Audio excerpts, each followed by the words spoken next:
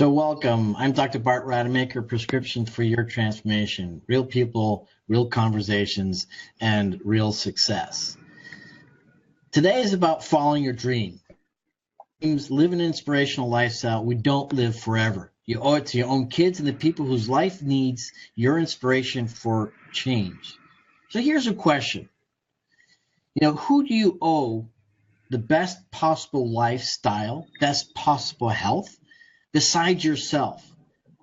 I guess in my particular case, and many people that are actual parents, that you probably do owe it to your own children. You brought them into this world, and quite frankly, they do need your help. But what about all those other people out there that could also use your gifts, your talents, your inspiration? And that's the story of Jorge Lopes, an actor and coach. And I want to welcome him today on this platform. New voices, new solutions, your prescription. Jorge, welcome. Welcome. Thank you. Thank you. Thank you for having me. So I love your story. It's an inspirational story. People have it all made in life. They get all the things in life handed to them, and some people don't. And in both camps, some people make it and some people don't. But you clearly didn't get everything handed to you, but you decided that you were going to take life, you're going to live life on your terms, and that's an incredible journey that you went through. So I'd like to start off today, because today is about inspiring others. The choices are out there for everyone just to grasp. Those people out there that say, hey, you know what, this is life, and I can't do anything about it, is not true. And so one of your missions, I understand, is helping others. So how did you start your journey? Well, for me, it started off ever since I was young. I've always been the child that's always trying to help, and but it really started for me when I got help. I fell into Tony Robbins' book. I picked up one of his book. I was at a low point in my life at that time, and I was dealing with a lot of things. I had a daughter. I was having problems with my daughter's mother. I was having problems with family. I was having problems everywhere that you can think of. And so what happened is I ended up picking up his book, and I started reading the book, and it spoke to me. And then I attended one of his seminars, his UPW seminar. And then from there, my eyes were opening to the possibility of actually being able to do better and be better. I've always had that inclination that I was meant to do better. And I think part of that was instilled in me by my grandmother as I was coming up. She was always telling me that, I was meant to do better things, and I was meant to do good things. So I said, okay. And with that said, going through his university, I saw a path and a way to actually not only do better for myself, but also give that gift to others. And so I went through his university, started my own coaching company, Destined to Succeed, and I started coaching people.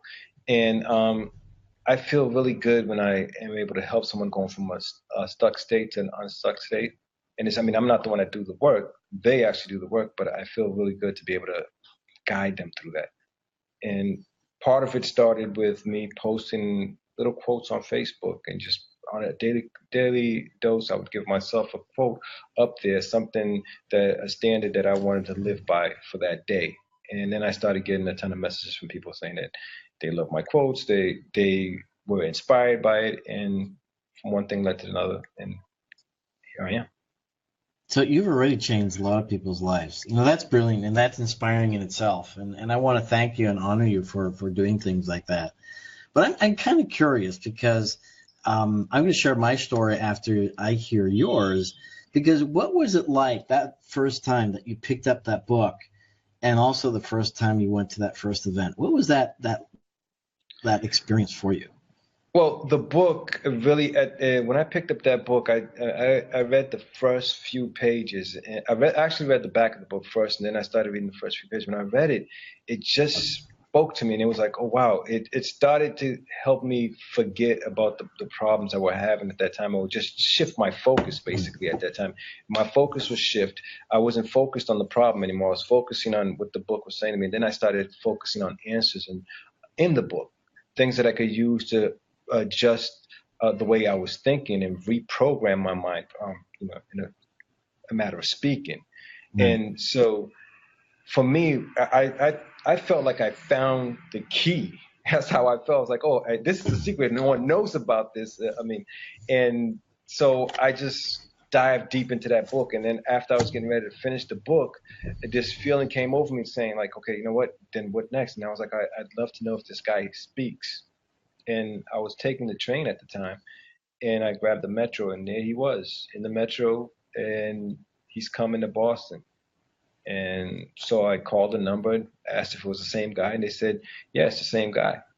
And so I wasn't sure if I wanted to go because the price was really high at the time. I was like, wait a minute, here I am, a college student, and the price is pretty high. It was almost everything that I had in my bank account at the time.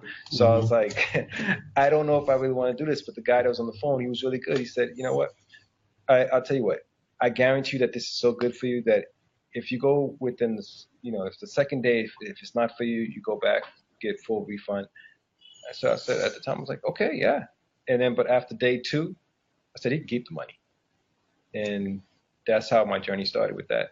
But when I first went to the seminar, I was looking at everyone like, people in here are pretty crazy. Everyone's jumping around. Everybody's happy. And that's not a place I was at my life at that time. Everything was, I wasn't feeling like that. I didn't want to jump around. But then he did this exercise where people were just giving each other love, through the eyes in the room. And there was this little girl. I mean, I think she was like probably about 14 at the time. And she just filled me up with so much love that I couldn't help but to take it in. And then from there on, and that was the first day. And we got to walk on coal. And after that, it was, I was like, I was in. So life was never the same again after that. Yeah, definitely. Life was never the same again. It hasn't been the same. And ever since then, I've gone through the university, and I go back every year and volunteer just so I can give back and, see other people go through this transformation. It becomes contagious when you do that. It really does. And what's so contagious, and I have to agree with you, George, is the fact that you discover things that you didn't know, and you find new solutions. And the great thing about finding those solutions and the question, it gets exciting because, if you have problems, which we all do, if you have challenges, which we all do, and the problem is that when you don't have the solutions, you don't know what to do about them. And, none of us has all the answers right away. None of us gets all the education that we need to do the things that we want in life. But unless you do what you did, is go out there and take a chance. And your story is absolutely classic. I mean, it's you can't afford to go, but something inside of you says, look, I got to do this. And look at you today. I mean, you're actually the lead in a movie that is being put into Sundance next year. I mean, that's incredible. Definitely. I mean, it's funny because when I decided to follow my dream, and I have to say I've been fortunate enough to have some great mentors around me. I mean, from when I was a teenager, I was a troubled youth. And, I was involved in gangs and stuff. I mean, it's part of the neighborhood I grew up in. And because of that, I was able to find mentors that saw my potential because I was one of those kids that you say had a duality where I wasn't a straight A student, but I got really good grades in school. I was smart, but I also I lived in a tough neighborhood, so I had to have the street life also. So, and I was lucky enough to have people see that, and they were able to guide me, and that actually helped me to go to college. Because other than that, I probably wouldn't have gone to college. And then I had the mentors, and I found Tony as a mentor. From having those mentors to being able to point me to go to college, and then finding Tony as a mentor, and I've had him in my life. I mean, I listen to his messages every day. I mean, every day when I'm at the gym, I go on YouTube and I listen to Tony while I'm working out. So I've been fortunate enough that, and it's funny because the same thing happened to me because acting has been a passion of mine ever since I was 15 years old. And I ended up meeting Tasha Smith and Angela Bassett. I met Angela Bassett in an elevator. And Tasha, I go to an event and Tasha is teaching this event. She has me to go on stage to go do a scene. And Angela Bassett stops me in the middle of the scene because another actor said something to me and I listened to her. And Angela stopped me in the middle of the scene and gave me an hour of coaching right there and then. And then they said to me, Wow. After I was done, everyone got up and, I got a standing ovation basically. And this is in New York. And I'm coming from Boston. And I'm like, whoa. And so Tasha comes to me and said, you got what it takes to be in this industry. You just need to have the right coach. I said, okay, I'm all about that. And so she took me to Susan Batson's studio. She took me to the Susan Batson studio and said, you need to study here.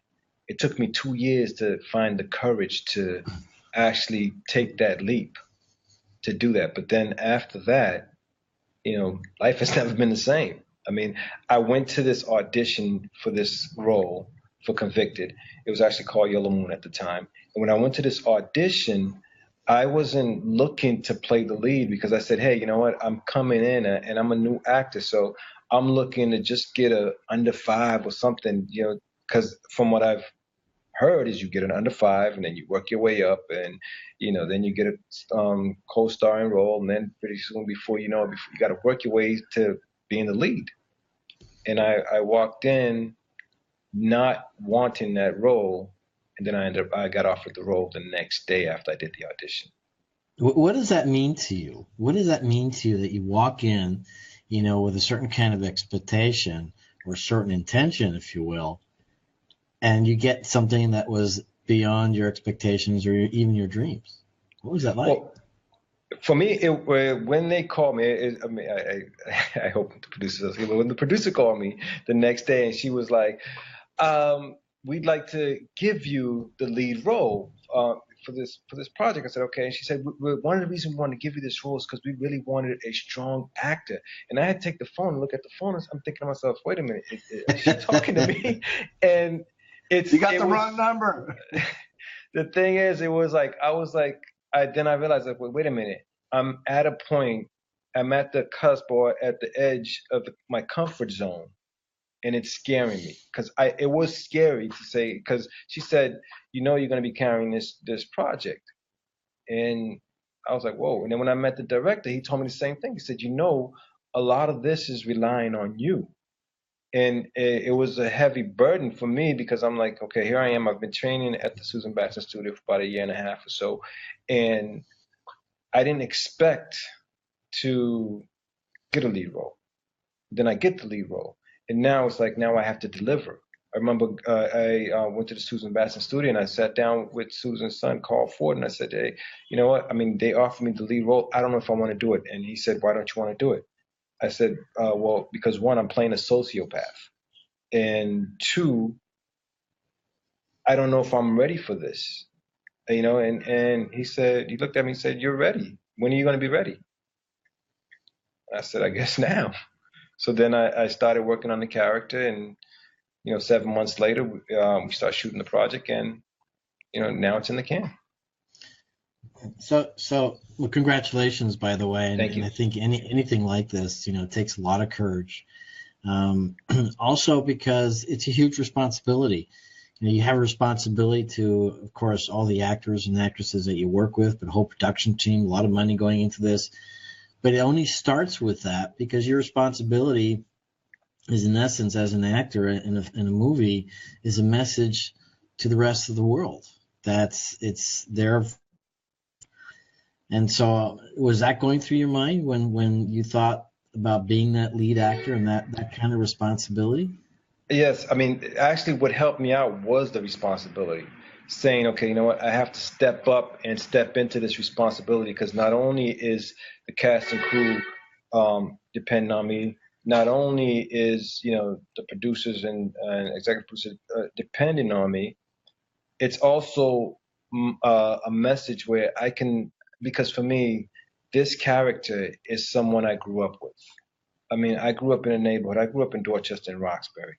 And this character that I got to portray, I had friends like that. I seen people like that. And so it was I took it as an opportunity for me to tell their story and share what it is to be in their shoes.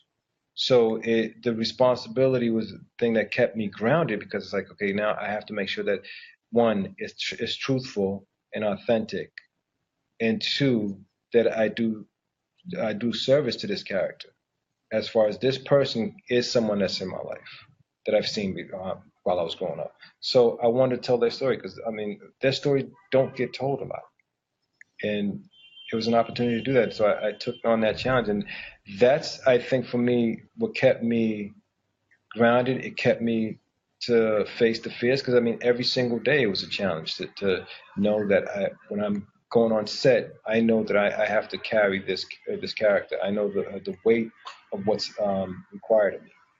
So were those feelings still a mix with feelings of pride that, you know, you were chosen and that, you know, people believed in you? I mean, wasn't that a cool experience at the same time?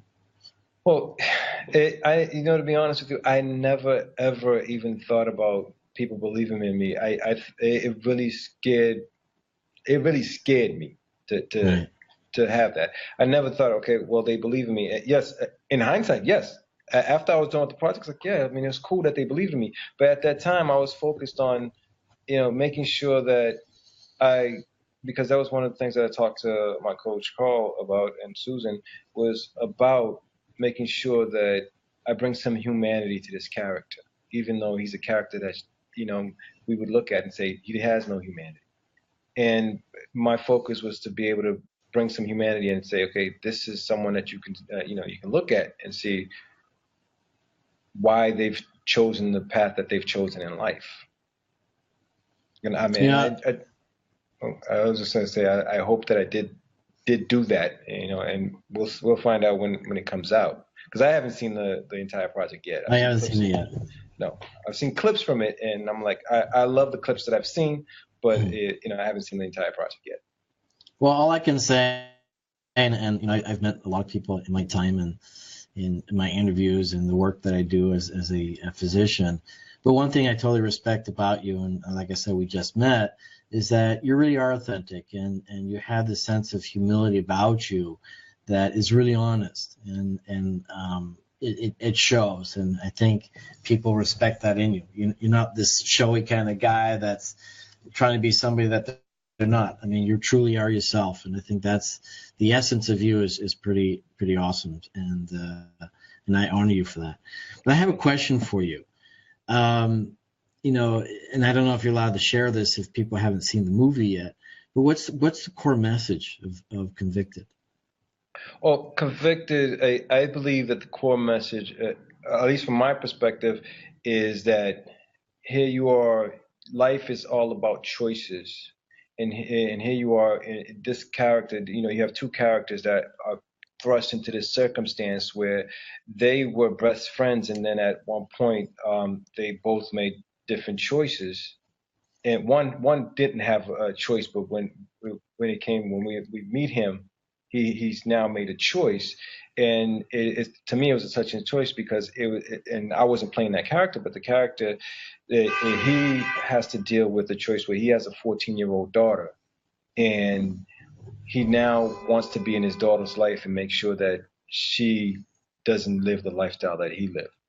So he makes the choice to change his life, and then you have the antagonist, which is my character, who doesn't agree with that choice. And so the core message, I think, it's for every single one of us, we become the choices that we make, and we do have a choice at any moment in life. You can switch and decide to do something different. If your life is not going the way you want it, switch it and do something different. And that's what I believe this core message is about this. And you're spot on with that, George. It totally is true, and it's interesting because there's this equation, cause and effect, and most people in the world, you know, the estimation is about 97% of the people in the world are really at the effect of the world around them. You know, their life is because of what's happening outside of them. And yes, you're right. People have choices, and you can be at cause. You can decide. You are basically the summation of all your decisions, all your experience. And as I, jokingly like to tell people, it's your fault you're here right now. Yeah, definitely. And clearly, it's a matter of finding more choices. And it's interesting because my story, I was very lucky growing up and grew up in 5 different countries, and went through medical training 17 years, had 3 beautiful children, and my relationship wasn't great with my spouse at the time for a lot of reasons, and I'm not going to get into it. But I thought at that point in my life, when I just started my practice in plastic and reconstructive regenerative surgery, that I had it made and I was stuck. And what was interesting, and I had the same experience with you when I went to my first event at Tony Robbins. I really didn't want to go out. Actually, different than you. You wanted to go. I didn't want to go. I didn't want to hang out with all these crazy people that were having way too much fun, and they were in jeans and cut off shorts or whatever, and just having an incredible time. And so what was interesting, I went to a sales event. So it was a single day event. Very unwilling to go into this thing, not believing anything that Tony was saying when I had seen him on the Home Shopping Network, promoting his videos. But I have to tell you, at that event, within the first 10 minutes of that event, my whole life changed. And from that very moment, I got so excited, and I made a decision in that moment, and I appreciate and respect, what you're doing as well, because you have a daughter. And I realized in that moment that I was not being the dad I was meant to be for my own children. Wow. And I was so excited because my whole world of opportunity suddenly opened up because of one man. That's Tony Robbins. And what was really cool about that is that I realized the whole world of opportunity was just there, and I just didn't know about it. And so for the rest of my time, this is what I've been helping people with, sort of like you. You coach people, you help people, you want people to succeed, just like I do. And the reason for my platform, prescription-free transformation, is to help people discover what they don't know that they don't know. Finding people like you. So if there's an actor out there that wants to make a shift in life and you've gone through that, my success with this platform is that they get to find you. And so it's an amazing thing that you're doing for others. And I know that you're very dedicated to your own daughter. Tell me about that. Well, I mean, I definitely love my daughter. She's ever since she was born, she's been by my side basically. And I used to create this thing where, and I think I got it from Tony. I'm not sure if it was from Tony, but I used to try to do daddy-daughter dates. And just to make sure, because I wanted to make sure what I want to do for her is I want her to be inspired to follow her dreams. So that's why I'm following my dreams, because I want to leave an example. I can't just tell her, hey, Deja, do this and have it be okay, because if I'm not doing it, she's not going to do it. So I figured, if I do it and have her see the success that I'm having, see the success that I'm creating, then she will be able to follow her dreams, no matter what it is that she wants to follow in that path. And to me, she's the love of my life. Basically, it's like, and I don't. I mean, I know every parent would probably say that, but for me, it's like I had the upbringing that I had, the way that I was raised. I didn't really have that. So every single day for me, it's like I always try to tell her I love you, because I want to make sure that she knows that I love her. But then I also try to do something to make sure that she knows that I love her, because I want to make sure that she has a different upbringing than I did. And she's had that. She's had a different upbringing. She didn't have to grow up in an area where she see gang violence. I think she saw it once, and we were in the car and we just parked in the wrong neighborhood, and something started happening. People started shooting, and she I think she was at 3 at the time, or 4, or something like that, and she jumped to the floor of the car. And for me, it scared me, not because of what was happening. What scared me is because that she had saw that, and I didn't know how it was going to affect her, and I didn't know how to talk to her about that. And so, when we did go home, I had to sit down with her and talk to her, and try to figure out where she was with it. And she's okay with it. She was fine after we spoke, but she was terrified. I didn't want that to affect her. And so, with that said, is she did one thing for me, which was, for me, having her helped me to find a different type of love, and not that I'm using her as a vehicle for love, but she is one of my vehicles for love. You know, and just watching her grow, having the opportunity to watch her grow brings me so much joy. And you know, I try to share that with her as much as I can. Well, she definitely is a lucky girl, and you're a lucky guy, and it's a beautiful thing to have our children. And the truth is that we actually owe them a lot, and it's important for us to guide our children. And unfortunately, so often we just don't know those tools. And I know she's 14 now, and you've been in the Tony world for the last 12 years, so she's one lucky kid. My kids started a little later than that. I think my youngest was about 6 or 7 before she was introduced to the Tony world. And the truth is that they've been influenced by that. And again, I'm very grateful for Tony Robbins and all the things that he does, and as are you. And what I appreciate about you, George, is that you said something to me earlier on, living an inspirational lifestyle. I mean, that's brilliant. Mm-hmm. And share about that, what that means to you, and because it truly inspires other people to change their lives as well, I'm sure. Well, for me, living an inspirational lifestyle comes from the concept of basically we have to have a legacy. And I mean, one of my legacies, yes, it's my daughter. She's a legacy of mine, but also a legacy in creating something that other people, and I get this from being in the Robbins environment and being around people that inspire me, like Ty Lopez and other people like that. It's like when you're around these people, you can't help but to think bigger, believe in bigger things, and being able to create bigger things. So for me with that is like, I know that I come from a community where people don't get that. I believe that I'm very fortunate that I was able to find Tony. I was able to find these avenues where as soon as I found Tony, he opened my eyes to a different world that I now seek that type of world. And because of that, I try to make sure that people that are not able to have that inspiration in their lives, I try to make sure that they get it. I try to make sure that anyone that I come in contact with, I make sure that I leave them feeling better or leave them inspired. And so part of it is like, it's basically trying to live each day to the fullest. And what I mean by that is finding those moments in life or every day when you go to bed saying, hey, you know what? Did I deposit in inspiration today in this world? Did I deposit my time today in that bank, the inspiration bank?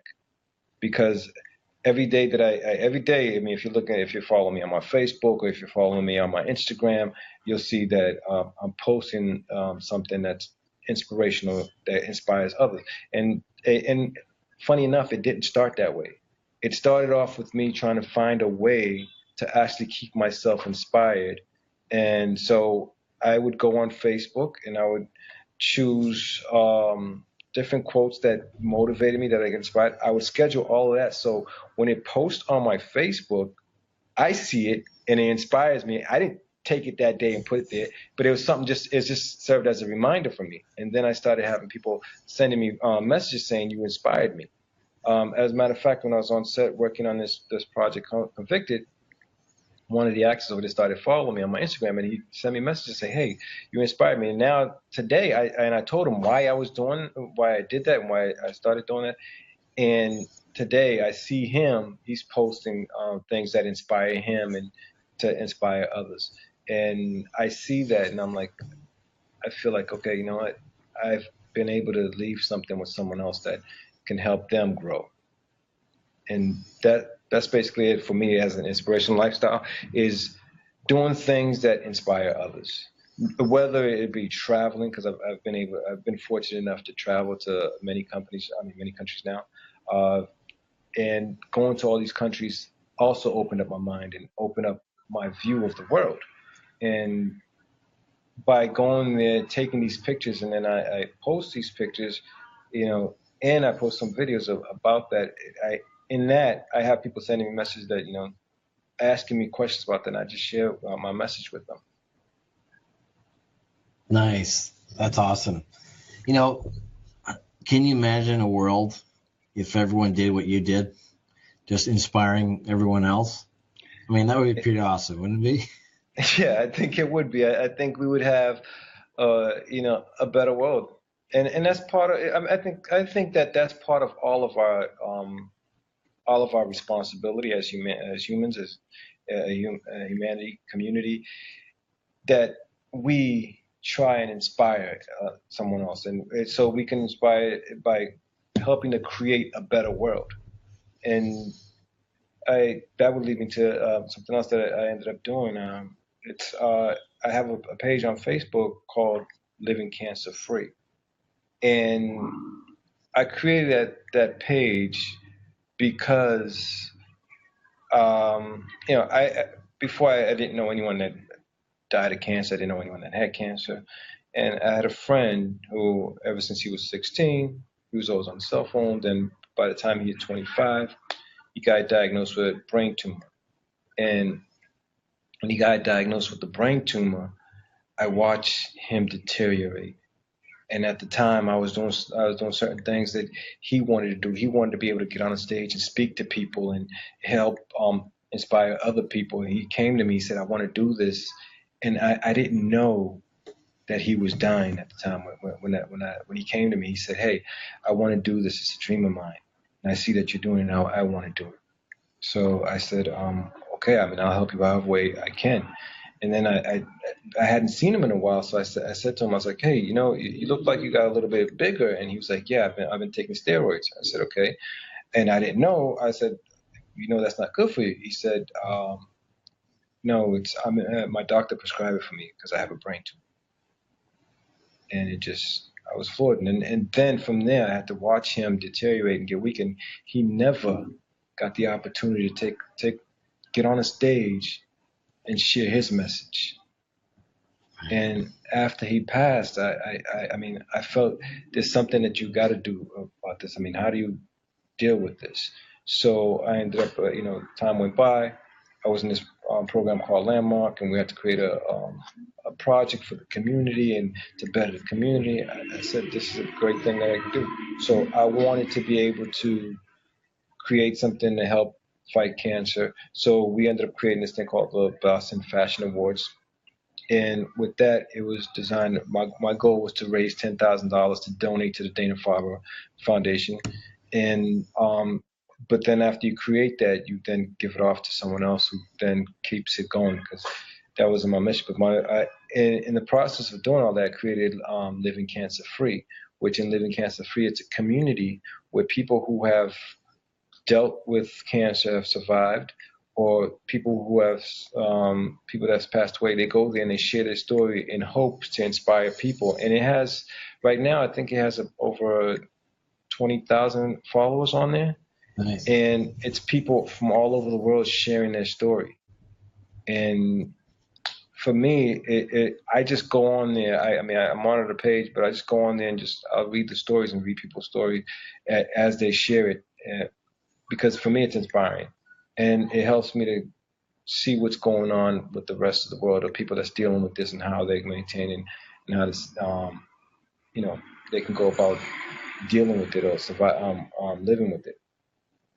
Well, that's a great thing that you're doing, because again, it's always about what we don't know that can change our lives, and having access to these kinds of things, these kinds of resources, really are instrumental in changing people's lives. And so again, I commend the kind of work that you do. And quite frankly, again, that's the purpose of this prescription for your transformation, which is, as I like to call it, tapping into the collective wisdom of people like yourself and other people who've had their own personal experiences and have their own perspective or strategies for their own solutions and success in their own life. And so that we can create what I call that generous space where we can just simply work all together. I don't care where you come from, what your political or religious views are.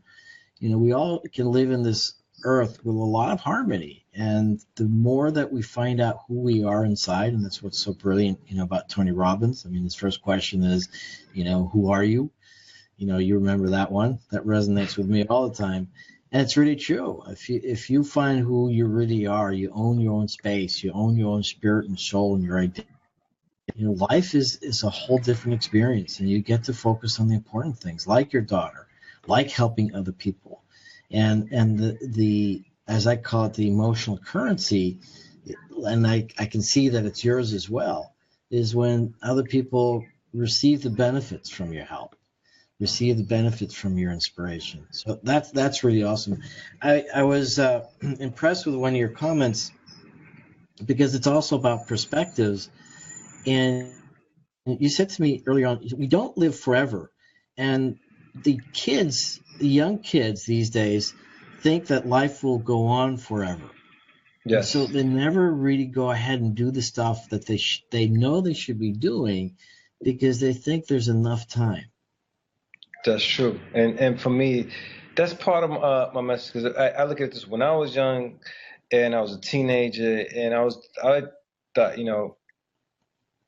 I'm never going to get old or whatever. And when I look at someone, I'm like, oh, they're too old or whatever. But so I didn't focus on things that matter. But again, I didn't have the right people around me to show me that. So right now, I mean, I've done several talks in different, like in Boston, I've gone to a couple of churches and talked to the youth.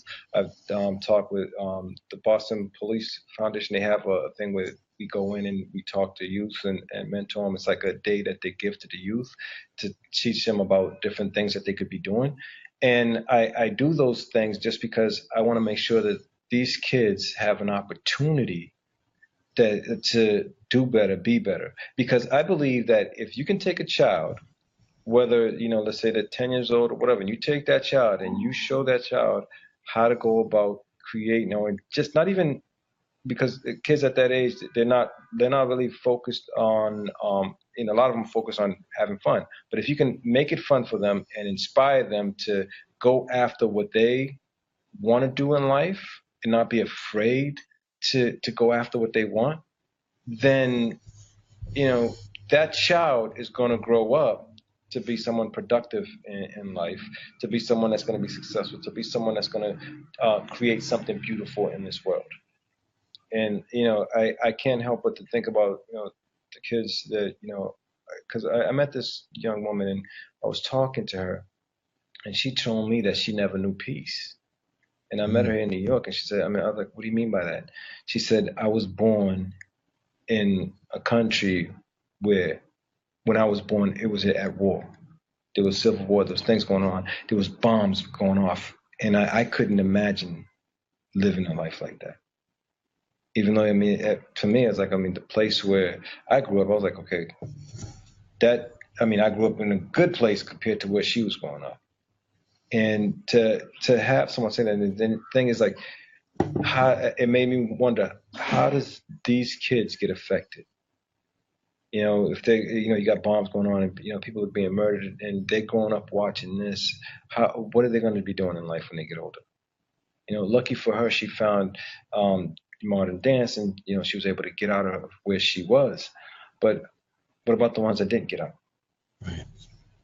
Right. What about them? So my thing is like, if we can give these kids something that can help them grow, become productive, and become successful in whatever they choose to do in life, then it's my way of giving back. It's my way of leaving a legacy, if I can do that. So any opportunity that I get to do that, I do that. In fear of sounding politically incorrect, my view on the children, and this is, worldwide, is that as much as people say that they're focusing on children, I think it's really the forgotten generation, to be honest with you, because they're being taught the things that serve them in the best possible way. And the truth is that we should really find out what's the true potential of these children, what are their dreams, and help them, just simply develop and enhance and explore their gifts, their talents, as well as their dreams, and so that they can live life on their terms. And just like you say, follow your dreams. We try to put all these kids in all these different boxes, and the spirit of them just simply dies too quickly, and then they get lost, and then they get involved in things that they probably shouldn't. And I think that's just not so much a cultural issue or cultural problem, that in the purest of sense is just the result these kids are looking to belong with something, looking to be the best that they can be. And when they don't have the right tools and resources because nobody helped them know what their gifts are, then they go out and look for places that don't really serve them because they don't know any better. It's not their fault.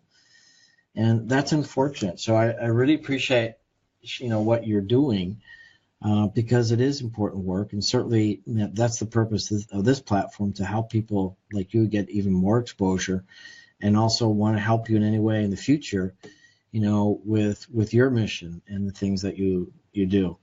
So I really want to thank you for today, George. I'm looking forward to watching your movie. Yeah, I'll send you the information when I get it.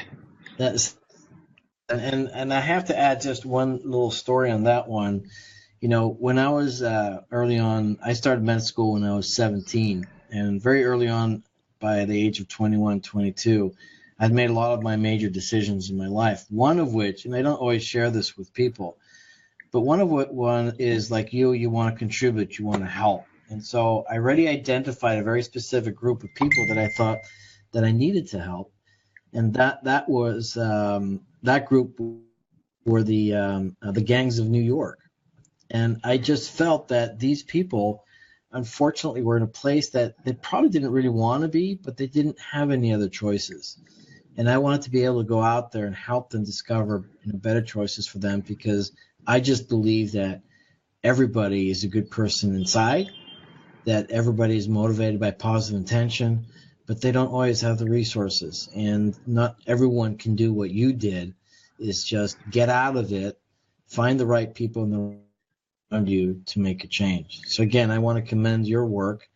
And so what's your future like? I mean, if you fast forward, big movies, what's the plan?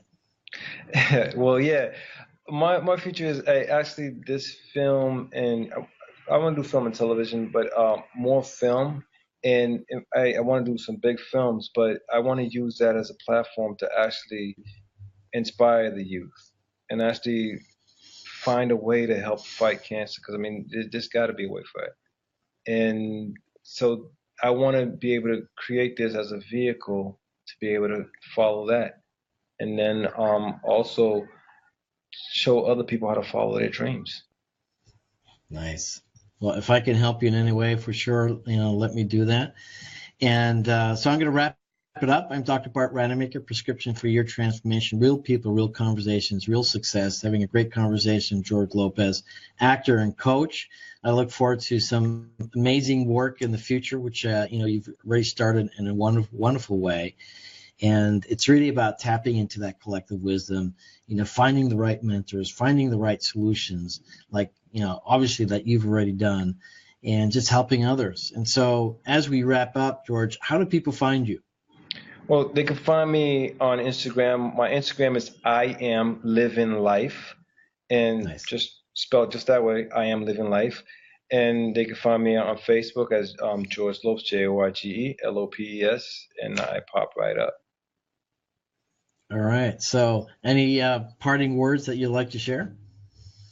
Well, the parting words, you've already said it. It's like my message I said to you is like, we don't live forever. So follow your dreams. Follow your dreams. Amen. Thank you, George. Thank you. I'm Dr. Bart Rademaker, and I'll be back on Monday. So thank you. God bless, and have a great weekend.